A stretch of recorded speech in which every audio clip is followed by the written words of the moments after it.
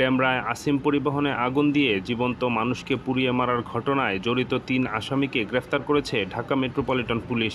Dhaka metropolitan পুলিশের counter terrorism and transnational crime ইউনিটের special action group বিভাগের entry illegal arms and canine team. আগুনের ঘটনায় আসামিদের ব্যবহৃত গাড়িও জব্দ করা হয়।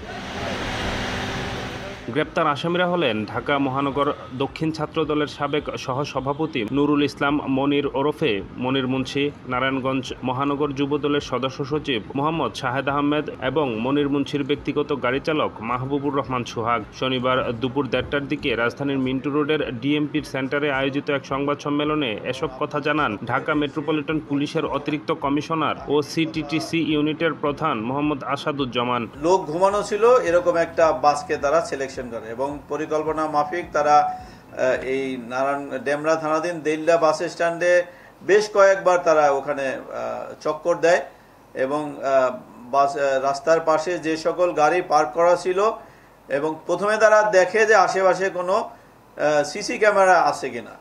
এটা তারা নিশ্চিত হওয়ার পরেই তারা ওই বাস স্ট্যান্ডে যায়, গিয়ে দেখে যে এই বাসেই শুধুমাত্র লোক ঘুমানো ছিল এবং তারা সেই বাসটাকেই সিলেকশন করে যাতে পরবর্তী দিনে তাদের যে আন্দোলন ছিল সেই আন্দোলনে কোনো বাস বা কোনো পরিবহন যাতে না নামে এবং জনগণ যাতে ঘর হাতে বের না হয় এরকম আতঙ্ক তৈরি করার জন্যই তারা এই বাসটাকে তারা সিলেকশন করে তারা ফিরে এসে তাদের পরিকল্পনা মাফিক একটা জায়গা থেকে এবং সেটা একটি মোটরসাইকেল থেকে তার গাড়িতে রক্ষিত বোতলে করে তেল নিয়ে আসে, পেট্রোল নিয়ে আসে মোটরসাইকেল থেকে।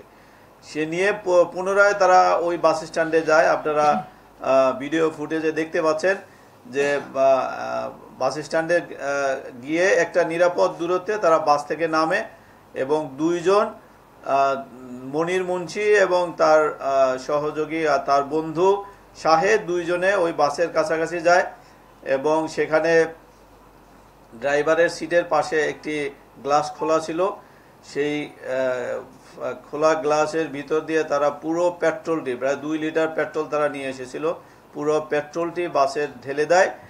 মনির মুন্সি ঢালে এবং তার সহ শাহেদ তাৎক্ষণিক ওই ম্যাচ দিয়ে ওই দেশলাইয়ের কাঠি দিয়ে আগুন লাগিয়ে দেয় এবং আপনারা দেখেছেন যে মুহূর্তের মধ্যে পুরো বাসটি আগুন ধরে যায়। দ্বাদশ জাতীয় সংসদ নির্বাচন বানচালের উদ্দেশ্যে 2023 সালের 28 অক্টোবর রাজধানীর পল্টন এলাকায় নারকীয় তাণ্ডব পরিচালনা করে বাংলাদেশ জাতীয়তাবাদী দল বিএনপি প্রধান বিচারপতির বাসভবনে হামলা, পুলিশ সদস্যকে পিটিয়ে হত্যা করার মতো জঘন্য কাজসহ অসংখ্য গাড়ি ভাঙচুর ও অগ্নিসংযোগের ঘটনা ঘটায় বিএনপি কর্মীরা। এরই ধারাবাহিকতায় গত 28 অক্টোবর দিবাগত রাত 29 অক্টোবর ভোরে রাজধানীর ডেমরায় বাসস্ট্যান্ডে রাখা আসিম পরিবহনের একটি বাসে অগ্নিসংযোগ করে দুর্বৃত্তরা। এ সময় ঘুমিয়ে থাকা হেলপার নাইম ঘটনাস্থলে আগুনে পুড়ে মারা যায়। ডেস্ক রিপোর্ট, নতুন সময়।